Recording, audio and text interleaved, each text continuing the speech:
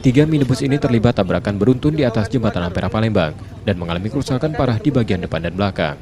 Salah satu pemilik mobil menerangkan, salah satu kendaraan yang melaju dari arah Seberang Ulu menuju hilir kota Palembang berhenti mendadak menghindari mobil yang berhenti tiba-tiba. Dua kendaraan lain di belakangnya tak bisa menahan laju kecepatan hingga terjadi tabrakan beruntun.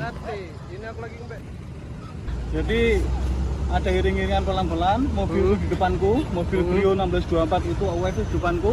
Aku sudah mengurangi kecepatan, aku pelan dus.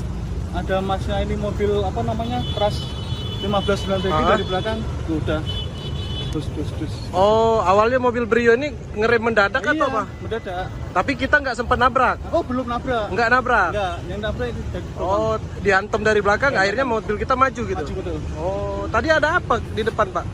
Ya apa? Ya kayak pelan-pelan gitu. Mengurangi kecepatan kayaknya juga ada ke motor gini-gini kayaknya. Oh, bukan karena ada apa-apa di depan, ada kejadian, bukan ya? Tapi nggak ada korban jiwa kan, selamat semua ya? Nggak ada luka-luka juga, Pak? Nggak ada, sebentar keponakanku lagi sakit. Enggak. Aman ya? Aman mas. Di Kana Kalidoni. Oh, dari mana mau kemana? Ini jemput istri mau pulang. Oh, dari kantor Pertapati sana. Tidak ada korban jiwa dalam peristiwa. Petugas Satlantas yang tiba di lokasi kejadian mengamankan 3 kendaraan ke pos polisi Ampera.